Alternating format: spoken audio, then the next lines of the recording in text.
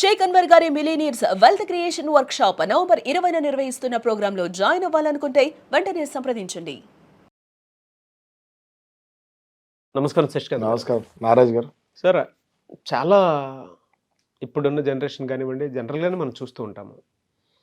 ఒక భర్త అక్రమ సంబంధం నుంచి బయటపడి మారిపోయాడు అనేటువంటి దానికి జనరల్గా ఎటువంటి కారణాలు ఉంటాయండి? అంటే ఏ భార్యకైనా సరే తెలుసుకోవాలని ఉంటుంది. ఈవెన్ ఫ్యామిలీలో ఉండేటువంటి వాళ్ళకైనా సరే ఓకే, పరాయి స్త్రీ మోజులో లేడు అనేటువంటి విషయాన్ని అర్థం చేసుకోవడానికి ఏ ఏ కారణాలు బలంగా కనిపిస్తాయి? అంటే ఎలా నమ్మాలి ఒక భార్య అయినా సరే?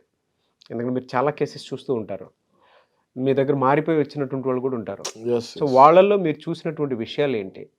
అంటే ఈ కారణాలు పర్టికులర్గా ఉంటే పొరపాటును కూడా మీరు మీ భర్తను వేధించొద్దు, అనుమానపడొద్దు, ఇంకోటి చేయొద్దు, ఇలా ఉన్నాడు అని అంటే గత కొద్ది రోజులుగా దాని అర్థం మీరు కాకుండా ఇంకొకళ్ళ జోలికి వెళ్ళట్లేదు, మీరే ప్రపంచం అనేటువంటి విషయాన్ని మీరు గుర్తించాలి అని చెప్పడానికి ఏ ఏ కారణాలు ఉంటాయి?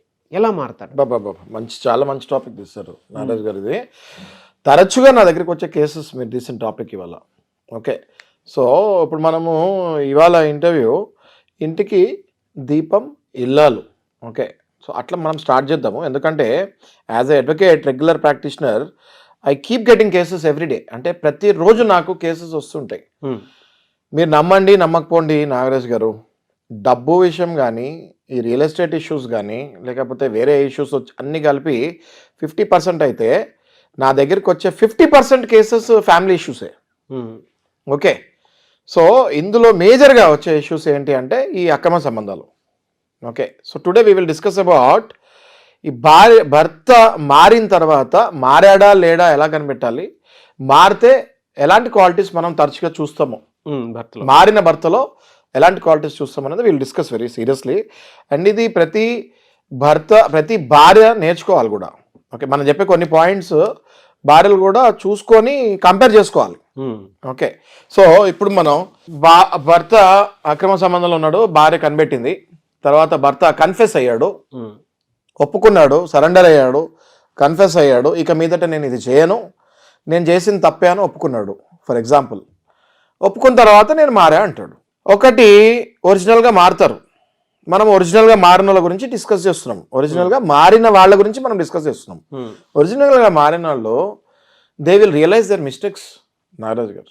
ఎక్కడో అక్కడ సబ్కాన్షియస్లో దే విల్ థింక్ దట్ నేను చేసింది తప్పే అని, ఇక మీదట ఇప్పటి నుంచి నేను సరిగ్గా వెళ్తే నా లైఫ్ బాగుంటుంది, నాకు పిల్లలు ఉన్నారు, నాకు సొసైటీలో ఒక రెస్పెక్ట్ ఉంది, దాన్ని కాపాడుకునే అవకాశం ఇంకొకటి నా భార్య ఇచ్చింది, నాకు వేరే భార్యలాగా కాకుండా నా భార్య నాకు ఆ అవకాశం ఇచ్చింది, నేను మారాలి అని మారటానికి ట్రై చేస్తాడు.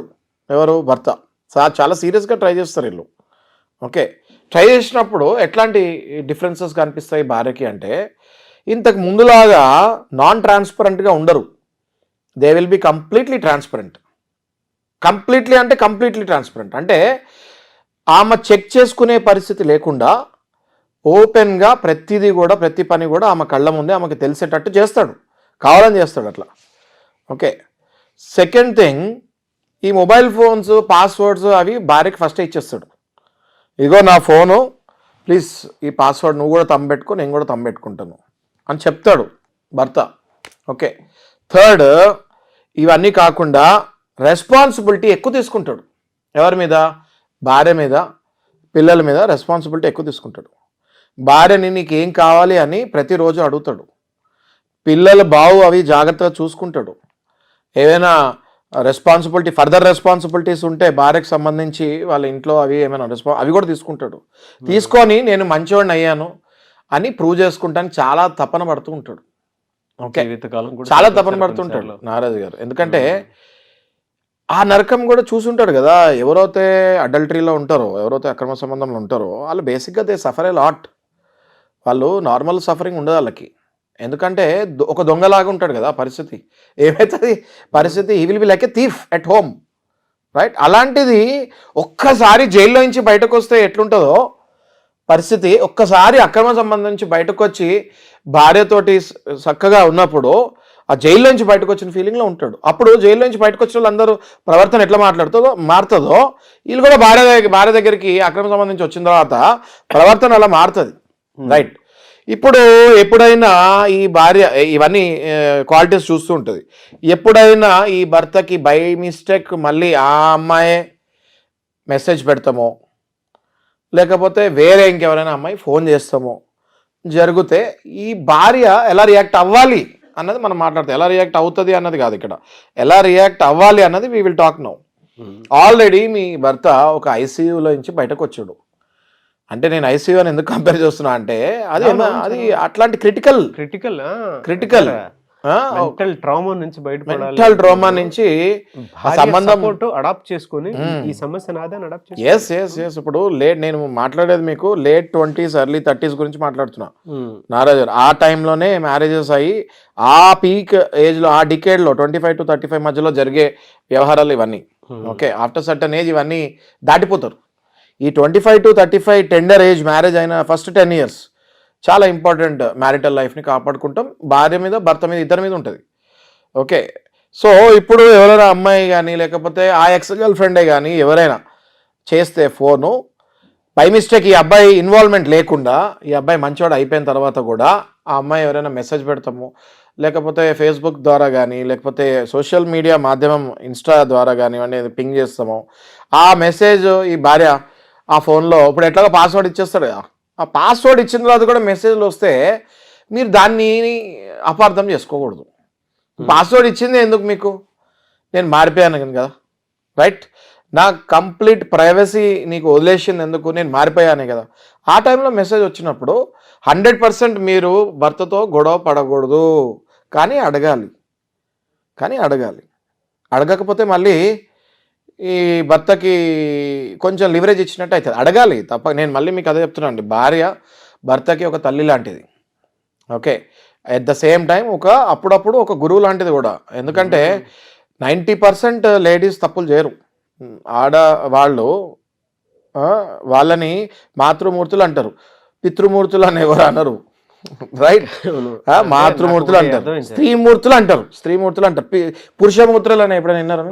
సో 90% ఆడవాళ్ళు మంచోళ్ళు ఉంటారు. కాబట్టి as a teacher, as a mother, as a best friend, as a Guardian, as a natural Guardian, as a legal Guardian ఎప్పుడు కూడా భార్య మీకు సపోర్టింగ్లో ఉంటుంది. 90% అమ్మాయిలు ఇలాగే ఉంటారు. So you have to avoid them. మీరు చెప్పినట్లండి, అంటే ఇందాక తల్లి స్థానం కొద్దిసేపు అలా హోల్డ్ చేస్తే అది ఎమోషన్, అది దేంతోనూ కంపేర్ చేయలేం. కానీ భార్య పాత్ర మనకు తెలియకుండానే మీరు ఇందాక చెప్పినట్లు గురువు పొజిషన్ అయినా అగైన్ తల్లి పొజిషన్లో రావాలన్నా, తండ్రి పొజిషన్లోకి రావాలన్నా, లేదంటే గార్డియన్ పొజిషన్లోకి రావాలన్నా ఒక్క భార్యకి మాత్రమే చెల్లుతుందండి. ఎందుకనంటే ఫిజికల్ గాను మెంటల్ గాను ఏ రిలేషన్షిప్లోనూ కనెక్టివిటీ ఉండదు, ఒక్క భార్య రిలేషన్షిప్లో మాత్రమే ఉంటుంది. మీరు ఇందాక చెప్పినట్లు అవతల వాళ్ళ వైపు నుంచి మెసేజెస్ వస్తాయి, రాకుండా ఎందుకుంటే. ఇప్పుడు ఒక ట్రామాలో నుంచి బయటపడుతున్నారని అనుకున్నప్పుడు పునర్జన్మ తీసుకోవటం అనేది కరెక్ట్. దాని నుంచి బయటపడుతున్నారు అనుకునేటప్పుడు ఇటేపు ఒక భార్యగా మీరు నా సమస్య అనుకుని అడాప్ట్ చేసుకుంటున్నారు కాబట్టి, అర్థం చేసుకుంటున్నారు కాబట్టి భర్త బయటపడడానికి ట్రాన్స్పరెన్సీ మెయింటైన్ చేస్తున్నాడు, ఓపెన్ కమ్యూనికేషన్ ఉంది. ఓకే, అవతల వైపు ఉన్న వాళ్ళకి ఇదే ట్రామా, ఇదే సిచ్యువేషన్స్ సడన్ కట్ అనుకున్నప్పుడు డెఫినెట్గా ఇటువైపు ఉన్న వాళ్ళని ఒక మోసగడిగాను లేదంటే ఇంకోలాను చూసి వాళ్ళ సైడ్ నుంచి పెట్టేటువంటి ఎమోషన్స్ ఉంటాయి. ఒక భార్య దాన్ని అర్థం చేసుకోవాల్సినటువంటి అవసరం చాలా ఉంది. ఇక్కడ ఇంత ఓపెన్ కమ్యూనికేషన్ జరుగుతున్నప్పుడు ఎలా అయితే మీకు సరెండర్ అయ్యి రెస్పెక్ట్ ఇస్తున్నారో, డెఫినెట్గా ఇటేపు ఉన్న వాళ్ళు కూడా అటేపు ఉన్న వాళ్ళకి ఆ రెస్పెక్ట్ ఇచ్చి గౌరవ మర్యాదల కోసమైనా సరే నేను చూసుకుంటానని ముందుకు వచ్చి మాట్లాడాల్సినటువంటి అవసరం అయితే చాలా ఉంది. ఖచ్చితంగా. అవునవును, మీరు చెప్పిన విషయం నాకు చాలా బాగా నచ్చింది. కరెక్ట్. అట్లనే నారాజు గారు, ఇప్పుడు ఈ వెంటిలేటర్ సపోర్ట్ అంటారు. ఐసీలో ఉన్న వ్యక్తికి ఆపరేషన్ జరిగిన తర్వాత కొద్ది రోజులు ఆక్సిజన్ పెడతారు. ఎందుకు? తన పీల్చుకుంటే సరిపోదా అని వెంటిలేటర్ పెడతారు. అట్లనే భార్య వెంటిలేటర్ పార్ట్ పోషించాలి. ఎవరైతే భర్త అడల్టరీ నుంచి బయటకు వస్తాడో, ఇది చూసే వాళ్ళకి మీరు చాలా జాగ్రత్త అర్థం చేస్తే చాలా సెన్సిటివ్ ఇష్యూ ఇది. ఇప్పుడు చూసే వాళ్ళు కూడా అర్థం వాళ్ళు నవ్వుతున్నా కూడా వాళ్ళకి అర్థం కాని కథ ఏంటంటే వాళ్ళతో కూడా అది అయి ఉంటుంది. పర్సనల్గా అబ్బాయిలు కానీ అమ్మాయిలు కానీ ఓకే, మనం అబ్బాయిల గురించి మాట్లాడుతున్నాము. వీళ్ళు ఎప్పుడైతే ఆ అడల్టరీ నుంచి బయటకు వస్తారో కొద్ది కాలం భార్య ఇంట్లో పేరెంట్స్ ఉంటే పేరెంట్స్ కూడా ఆ భర్తకి లేకపోతే ఆ కొడుక్కి కొద్ది కాలం సపోర్ట్ చేస్తే మీ లైఫ్ ఇంకా నెక్స్ట్ 100 years ఎదురుండదు. ఆ ఎన్వైరన్మెంట్ని భార్య క్రియేట్ చేయాలన్నది, క్రియేట్ చేయాలి. ఆ రిగ్రెట్ ఏదైతే ఉందో అది కాదు, అది పోయేటట్టు. పోయేటట్టు ఆ సపోర్ట్ ఇస్తేనే భర్త బయటపడగలుగుతాడు. లేదంటే వచ్చేటువంటి మెసేజెస్ మీద, లేదంటే వాళ్ళు ఇలా అన్నారు, గతానికి సంబంధించిన ఏ జ్ఞాపకాలకు సంబంధించి మన ఇంకోటి కూడా ఇన్సిడెంట్ వచ్చినా కూడా దాన్ని ఇంట్లో నెగిటివ్ గా ప్రొజెక్ట్ చేసి మాట్లాడకూడదు. ఇప్పుడు నాగరాజు గారు కరెక్ట్గా భర్త మారాడు అంటానికి చాలా ఉంటాయి. ఫర్ ఎగ్జాంపుల్ ప్రయారిటీస్ చాలా మారిపోతాయి. ఓకే, మీ మీద టైం ఇన్వెస్ట్మెంట్ బాగా పెరుగుతుంది. ప్రయారిటీస్ ఎలా మారుతాయో నేను మీకు చెప్తాను. ఒకప్పుడు పండగల పబ్బాలు వస్తే జనరల్గా ఒక 10 days ముందు నుంచే వేరే ఆమె గురించి ఆలోచిస్తూ ఉండేవాడు. ఓకే, ఆమెకి ఏం గిఫ్ట్ ఇవ్వాలి, లేకపోతే ఆమెకి ఎట్లా టైం ఇవ్వాలి, ఎక్కడ తిరగాలి, ఎట్లా తిరగాలి అని. కానీ ఎప్పుడైతే ఈ మనిషి ఆ అడల్టరీ అక్రమ సంబంధం నుంచి బయటకు వస్తాడో 100% మీకు భార్యలకు క్లియర్గా తెలుస్తుంది. అది మీకు టైం బాగా ఇస్తాడు. ఒక 10 days 1 week ముందు నుంచి షాపింగ్ తీసుకెళ్తాడు. మీకు కావాల్సినవి, మీ పిల్లలకు కావాల్సినవి, ఇంట్లోకి కావాల్సినవి సామాగ్రి అవన్నీ everything he'll try to buy more. ఇది కొంచెం రిగ్రెట్ మీద కూడా చేస్తూ ఉంటాడు. పశ్చాత్తాపం అంటారు కదా, పశ్చాత్తాపంలో కూడా మీ మీద ప్రేమ చూపిస్తూ ఉంటాడు. ఇప్పుడు పశ్చాత్తాపానికి మించిన ఏమంటారు నారాజు గారు? ప్రాయశ్చిత్తం లేదంటారు. పశ్చాత్తాపానికి మించిన ప్రాయశ్చిత్తం లేదంటారు. కరెక్ట్. సో పశ్చాత్తాపంలో ప్రాయశ్చిత్తం ఎలా చూపిస్తాడంటే ఈ will show you all this priorities ఇస్తాడు. టైం ఇన్వెస్ట్మెంట్ చేస్తాడు మీ మీద. అంటే ఇంతకు ముందు పండగ వస్తే ఎటైనా వెళ్ళిపోదామా, లేకపోతే ఏమైనా సండే వస్తే, లేకపోతే ఏమైనా హాలిడే వస్తే ఏమైనా బయటకు వెళ్ళిపోదామా ఆమెతో తిరుగుతానికి. ఇప్పుడు వెళ్ళడు. He will be with you. Sunday ఎప్పుడు వస్తే మిమ్మల్ని ఎక్కడ తీసుకెళ్ళాలి ఆలోచిస్తాడు. మీరు చెప్పింది కరెక్ట్ అండి. విజయ్ దేవరకొండ గారిది నేను ఒక సినిమా కూడా చూసాను. భలే ఉంటుంది సార్ సీన్ అయితే, భలే చూపిస్తారు. అదే ఐ థింక్ మూవీ నేమ్ నాకు అంత బాగా గుర్తులేదు, కానీ భార్య ఐశ్వర్య రాజేష్ ఇంట్లో ఇతని కోసం అని చెప్పేసి కావాల్సినవి అన్నీ తీసుకొచ్చి పెడతా ఉంటుంది. కానీ మనోడు మాత్రం బయట క్యాథరిన్ కోసం అని చెప్పేసి అక్కడ టైం ఇన్వెస్ట్ చేద్దాం చూస్తాడు. ఇవాళ బిర్యానీ వండే బాగుంటుంది అని చెప్పేసి మనోడు పొద్దున్నే లేచి భార్యకి చెప్తే ఆ బిర్యానీ అంటే నా భర్త అడిగాడు అని బిర్యానీ తిన కోసం అని చేస్తే ఆ బిర్యానీ తీసుకెళ్ళి అవతల వైపు పెడతాడు, క్యాథరిన్ తెరిసాక పెడతాడు. అంటే షేరింగ్ చూడండి, ప్రయారిటీ చూడండి. పేరు వీళ్ళది, అంటే వీళ్ళు భార్య దగ్గర నుంచి కావాల్సినటువంటి అన్ని తీసేసుకుంటారు. అంటే అక్రమ సంబంధంలో ఉన్నప్పుడు, పరాయి వాళ్ళ మోజులో ఉన్నప్పుడు తీసుకెళ్ళి అంటే ఇంట్లో కావాల్సినవి అన్ని ఇక్కడ నుంచి చేయించుకుంటారు, అక్కడ పెట్టడం స్టార్ట్ చేస్తారు. Correct. Over a period of time realise అయ్యి ఇంటికి వస్తాడు అనమాట. నీకు కావాల్సిన మారుతానంటది భార్య, అప్పుడు మనోడు మారటం స్టార్ట్ చేస్తాడు. అంటే నాగరాజు గారు ఇప్పుడు తప్పులు చేసేది ఎవరు? మనుషులే కదా. తప్పు సరిదిద్దుకునేది కూడా ఎవరు? మనుషులే. తప్పు చేసి సరిదిద్దుకోకపోతే వాడు మనిషి కాదు. అవునవును. తప్పు చేయకపోయినా వాడు మనిషి కాదు. అవును, లాజిక్ అర్థం చేసుకోండి. అవును సార్, మీరు చెప్పినట్లు నిజంగా ప్రయారిటీస్ డెఫినెట్ గా మారుతాయి. టైం ఇన్వెస్ట్మెంట్ కానివ్వండి, ఇది కానివ్వండి. Correct correct correct. ఇక్కడ ఇంట్లో జరిగేటువంటి పండుగలకి పబ్బాలకి లేని మనిషి డెఫినెట్ గా ఇంట్లో కూర్చొని అందరితో టైం స్పెండ్ చేసి అందరిని కలుపుకుని వెళ్ళడానికి ప్రయత్నం చేస్తాడు. ఎగ్జాక్ట్లీ. చాలా బాగా ఆ నరకాన్ని కూడా బాగా ఎంజాయ్ చేస్తాడు సార్. అంటే నేను ఎందుకు ఇలా అన్నానంటే మారటం అనేది నిజంగా మనిషి మానసికంగాను శారీరకంగాను పెద్ద నరకం. అయినా సరే దాన్ని ఎలా అనంటే నేను మారాలి అనేటువంటి తపన ఉంది చూసారా, వాల్యూస్ తో కూడుకున్నటువంటి లైఫ్ చాలా బలంగా పెట్టుకుని సపోర్ట్ నిజంగా ఇవ్వాలి ఆ టైం. కరెక్ట్ నాగరాజ్ గారు మీరు చెప్పేది. బట్ నేను అనేది ఏంటంటే ఈ టాపిక్ ఏదైతే మనం మాట్లాడుతున్నామో ఇది ఎవరు తొందరగా యాక్సెప్ట్ చేయకపోయినా this is a common happening in the society. ఇది ఎవరి కాళ్ళు ముసుగు కప్పుకొని ఓకే భార్య సపోర్ట్ లేకపోతే ఏ భర్త మారడానికి అవకాశం లేదు. జరగని పని, ఇంపాసిబుల్ సార్. ఇంపాసిబుల్. సపోర్ట్ ఇవ్వాలి. యాక్సెప్టెన్సీ అంటే ఏంటి? అడాప్షన్ మరి దట్ ఈస్ కాల్డ్ అడాప్షన్. అవునండి, రైట్. అంటే ఏది చేసినా ఇప్పుడు తల్లి కొడుకు ఏదైనా తప్పు చేసినా అడాప్ట్ ఎలా చేసుకుంటుందో భార్య కూడా భర్త కొన్ని తప్పులు చేసినప్పుడు అడాప్ట్ చేసుకుంటాం జరుగుతుంది. లేకపోతే ఇలా కలిసి ఉండే కపుల్స్ కూడా మనకు కనిపించే వాళ్ళు కాదు. రైట్. బట్ నేను చూస్తూ ఉంటా అండి తరచుగా కేసెస్ రియల్లీ ఎవరైతే స్త్రీలు ఉన్నారో వాళ్ళు చాలా అడాప్ట్ చేసుకుంటాం జరుగుతుంది. చాలాసార్లు ఛాన్సెస్ కూడా ఇస్తాం జరుగుతుంది. అయితే ఛాన్సెస్ ఎక్కువ సార్లు ఇవ్వకూడదు అంట నేను స్త్రీలకి. ఒక్కసారి రెండోసారే చాలా జాగ్రత్త పడాలి. ఇది ఛాన్సెస్ మళ్ళీ మీరు ఎక్కువ ఇచ్చారంటే ఇది కామన్ అయిపోతుంది. You should not give more chances. ఒకసారి ఆ ఒక్కసారి ఇచ్చిన ఛాన్స్ ఎట్లా ఇవ్వాలంటే ఆ భర్తకి, ఇందాక మీకు కంపేర్ చేశా కదా, ఐసీయూలో నుంచి బయటకు వచ్చినోడికి ఎట్లుంటుందో మళ్ళీ ఐసీయూకి వెళ్తే ఎట్లా ఉంటుంది పరిస్థితి అన్నది కూడా భయం కూడా ఉండాలి. Right, this is all tender age. నేను మీకు చెప్పా కదా 25 to 35, 38. ఆ తర్వాత సహజంగా దే విల్ గెట్ ఇంటే నార్మల్ లైఫ్. ఇప్పుడు నారాజు గారు ఈ మార్పులు జరిగిన తర్వాత ఎట్లా ఉంటుందంటే ఎంపతి ఒకటి పెరుగుతుంది. ఏది ఇద్దరికి ఒకరి మీద ఒకరికి ఎంపతి పెరుగుతుంది. భార్యకి ఎట్లా పెరుగుతుంది ఎంపతి అంటే, అయ్యో పాపం తెలుసో తెలియకో తప్పు చేస్తాడు, నేను కొంచెం లివరేజ్గా ఉండాలి అన్నట్టు భార్య ఒక ఎంపతి చూపిస్తుంది. భర్తకి ఎట్లా పెరుగుతుంది ఎంపతి అంటే, అయ్యో పాపం నా వల్ల ఇంతకు ముందు నరకం అనిపించింది, I was not giving time, I was not giving the priorities అని భర్తకి ఎంపతి పెరుగుతుంది. అట్ ద సేమ్ టైం ఈ రన్నింగ్లో, ఈ జర్నీలో ఇద్దరికి పర్సనల్ గ్రోత్ పెరుగుతుంది. ఎందుకంటే ఒకరి మీద ఒకరి కాన్ఫిడెన్స్ పెరుగుతుంది, ఒకళ్ళకొకళ్ళు సపోర్ట్ ఎక్కువ పెరుగుతుంది. ఎప్పుడైతే ఒకరికొకరు సపోర్ట్ ఎక్కువ పెరుగుతుందో పర్సనల్ గ్రోత్ కూడా ఎలివేట్ అవుతుంది.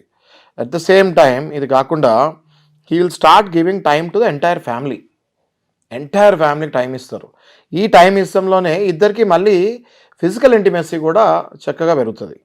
అండ్ మనం చాలామంది డాక్టర్స్ కూడా చెప్తూ ఉంటారు, రైట్, ఫిజికల్ డాక్టర్స్ చెప్తూ ఉంటారు, సైకాలజిస్టులు చెప్తుంటారు, సైకియాట్రిస్టులు కూడా చెప్తుంటారు, physical intimacy in between wife and husband should be very proper to maintain a cordial relation.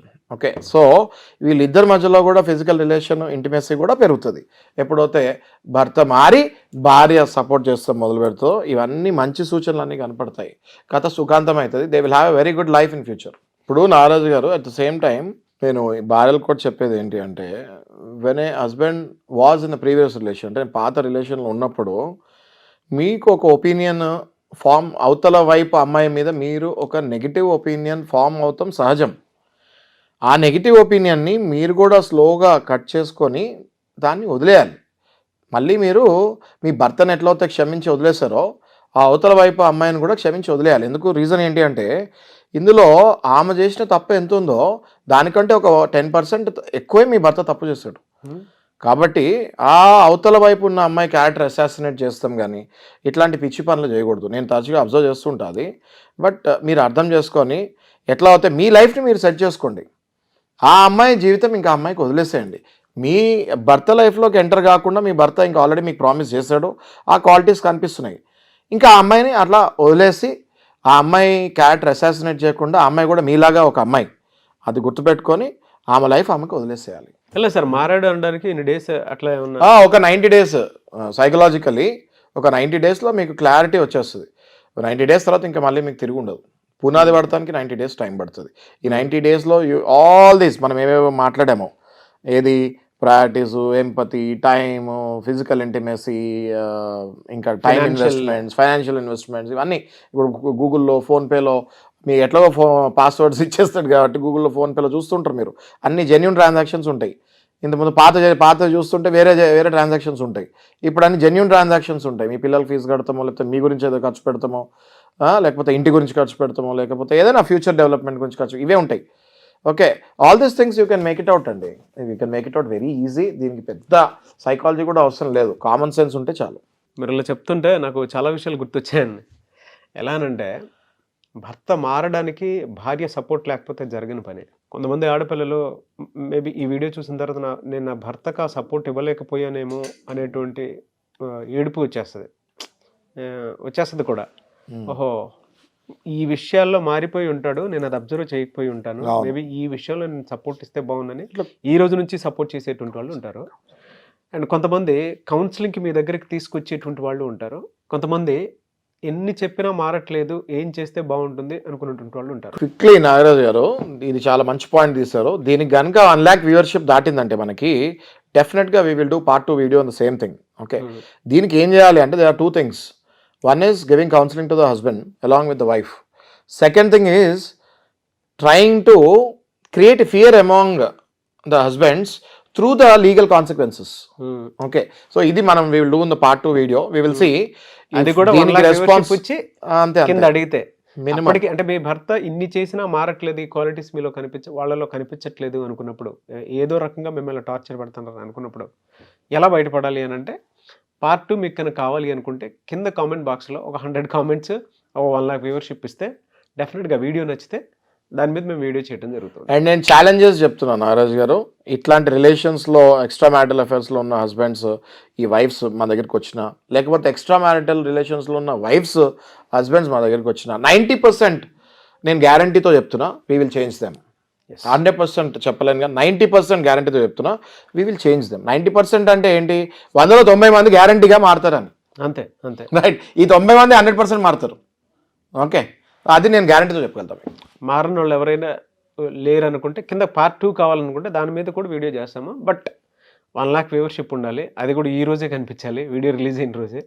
షేర్లు చేస్తారా ఇంకేమైనా చేస్తారా అనేది ఎలా పట్టుకొని మార్చుకోగలుగుతాం అనుకున్నటువంటి వాళ్ళు, మీ లైఫ్లో మీరు ఏ విధంగా నార్మల్ లైఫ్లోకి తీసుకురావాలి అనుకున్నటువంటి వాళ్ళు కింద కమెంట్ బాక్స్లో పోస్ట్ చేయండి. పార్ట్ 2 కావాలని డెఫినెట్గా నేను శశికాంత్ గారు దాని మీద వీడియోస్ చేయడం జరుగుతుంది. Yes, take it as a challenge and let's do the part 2. Yes, thank you అన్న, thank you so much Shashikanth గారు. Thank you.